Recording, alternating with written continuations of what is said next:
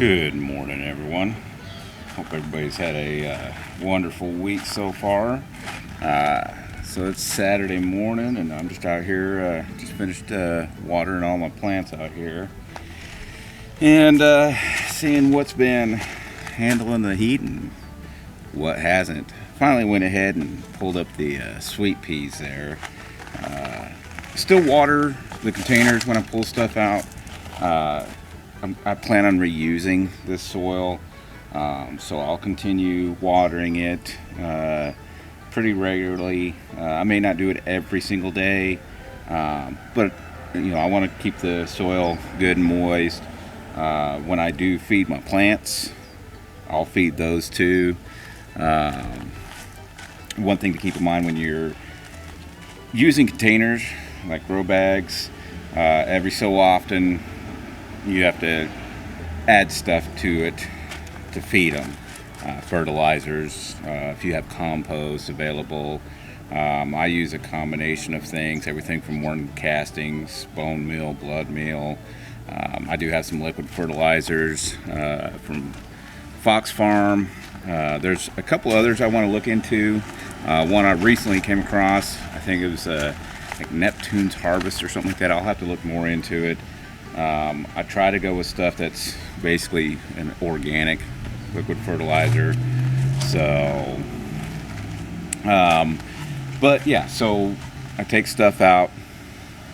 I still keep up with it because I want that soil to be reused. I mentioned in my last video that it's hot, and it's just gotten hotter. Yesterday, I believe, hit 113. Today's forecast has been bouncing around between 114 and 116. So it's going to be hot today. And tomorrow's pretty much the same. So it's supposed to be somewhere around like 114, 115. And a few of my plants they're suffering for it. My zucchini, for example.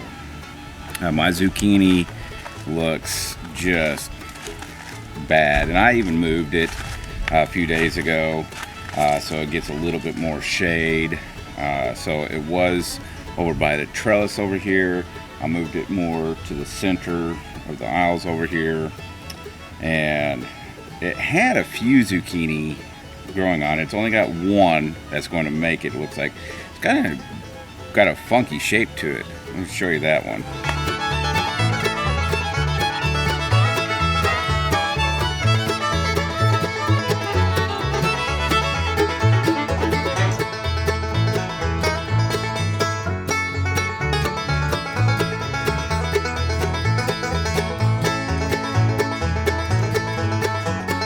As you can see, the plant itself, or plants, there's actually two of them in there, they are not looking so hot, and we've still been watering them. I went ahead and gave them just a little extra yesterday evening, not a ton. I did that for a few of the plants that, they were just looking worse for wear, and decided to try to give them some water. Now, some of my plants, though, don't really seem too affected by it. And again, I've mentioned this before, that's my melons. Both the cantaloupe and the watermelon plants are just rocking it. So that's one thing I'm going to be keeping in mind for next summer is stuff like my melons. They're doing great. The beans aren't doing too bad still, so I think I'll be okay with those. Peppers, my serrano pepper plants look fine. My bell peppers, not so much. And the smaller bell pepper plant is still having some rot issue on its plant, or on its fruit. Let me see if I pulled some of them off. I think there's still a couple of them on here. Let me go ahead and show you those.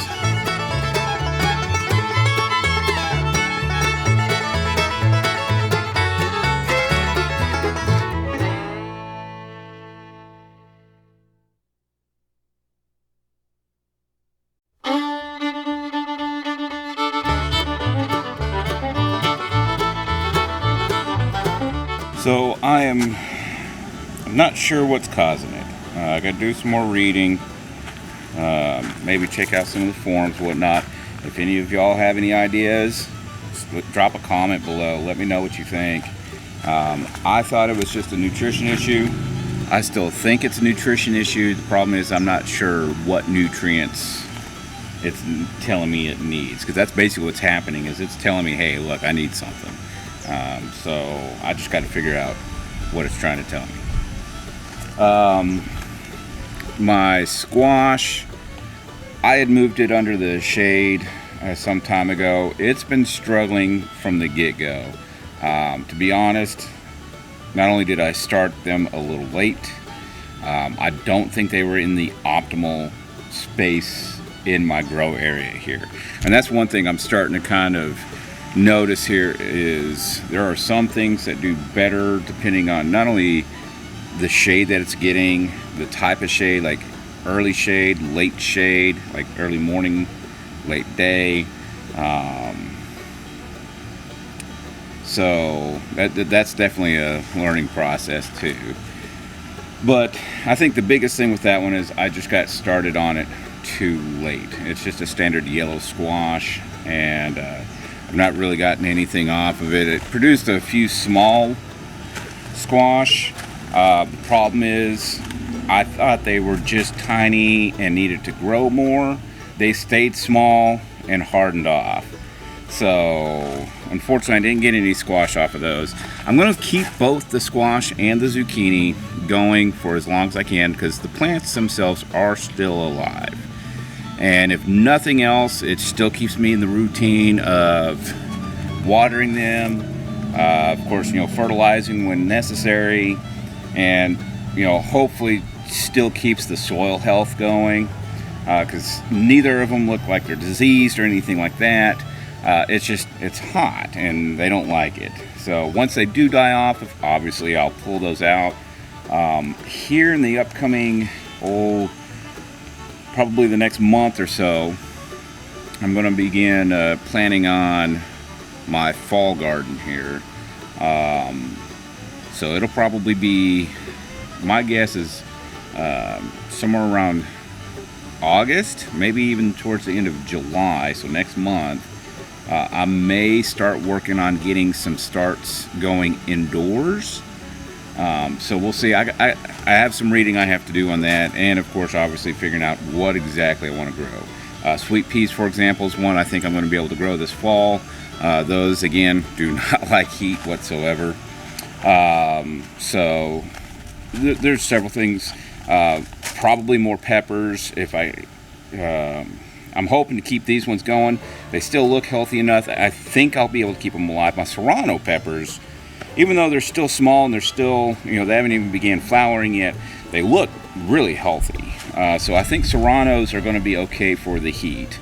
My jalapeno plants are growing at a really slow rate. I'm pretty sure they don't like the heat.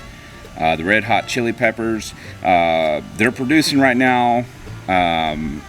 Those ones I may have actually gotten in at a good time. Maybe still a little late on those, but I think those will be okay. We'll see what happens with that. So, the big thing right now is just heat.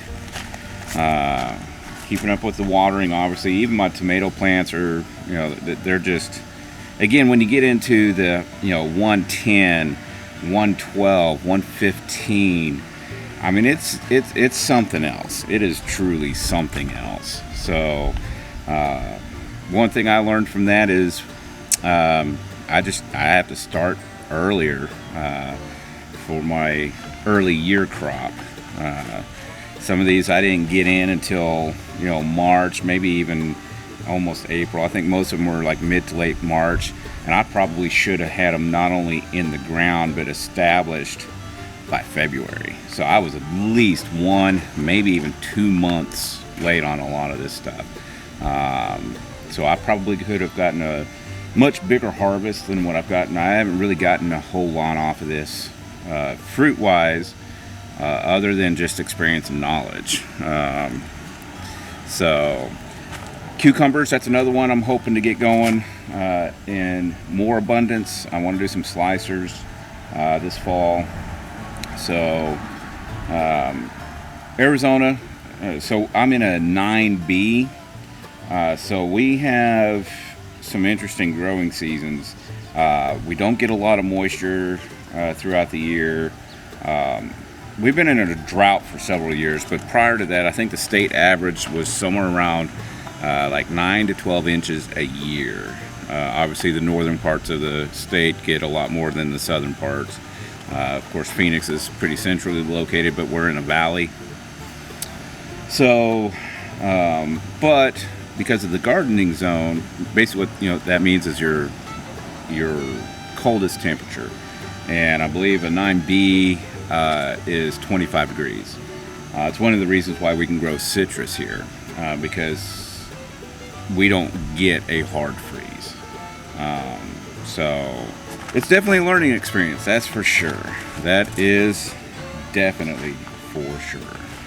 So we'll continue keeping you updated on the progress of the plants and how they handle the heat, and if I come up with any other means of trying to protect them from the heat, maybe a change in watering. The early morning watering I still think is the best way to go, and then of course again I water them in the evening if it looks like they need it.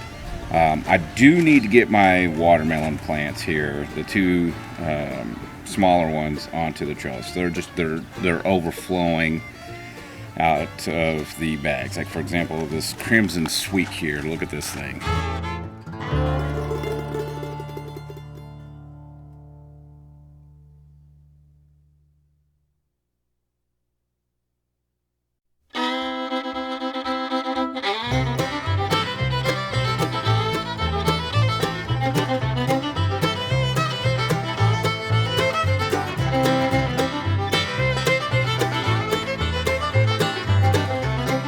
The second one there is actually the sugar baby, and I'd already picked up a lot of that again and put it back into the container. Again, these are 30-gallon grow bags. I actually have my affiliate links down below. You can find the grow bags there. I really like these. I've been happy with them. So if you're interested in them, there you go. There's the affiliate link. Takes you straight to Amazon. And they got multiple sizes, everything from 1 gallon all the way up to 30 gallon. 5 gallon, 10 gallon, 20 gallon. They're all different sizes. And so if you're interested in those, I definitely recommend it if you're limited on space. Container gardening is great. Like for example, myself, I live in a rental here and can't just go digging up the ground and putting in in-ground gardens. Not only that, these are mobile. I can take these out of here real easily.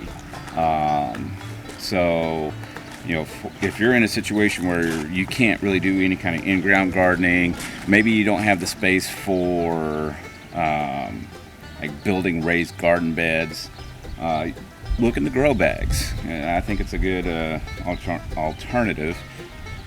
On top of that, of course, if you have the ability to do any kind of vertical gardening, that not only saves on space, but to be honest, I think it looks nice too.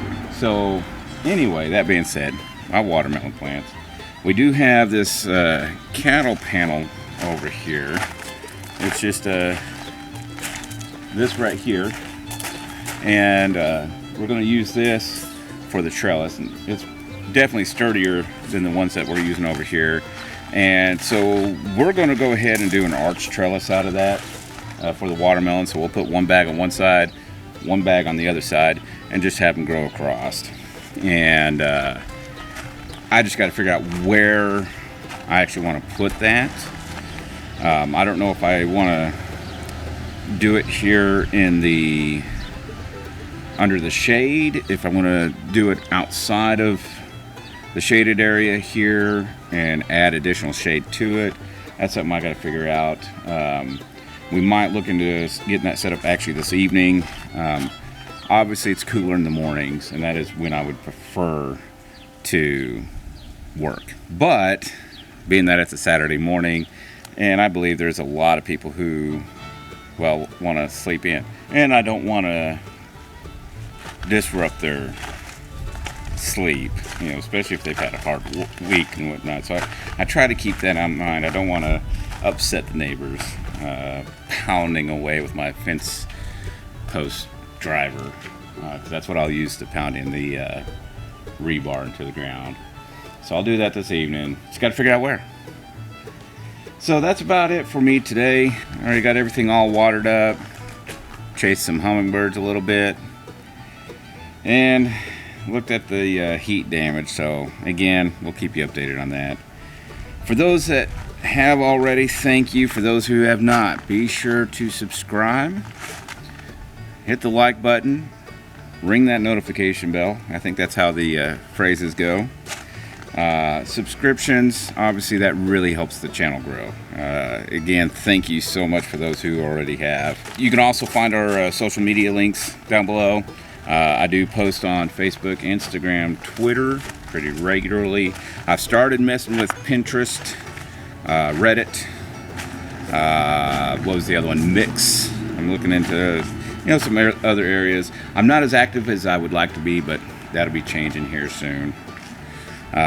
Hopefully, and that's going to be a whole different conversation too. So that's something maybe we'll talk about that one tomorrow if I'm able to hit the record button. In the meantime, thank you, and we'll see you on the next one.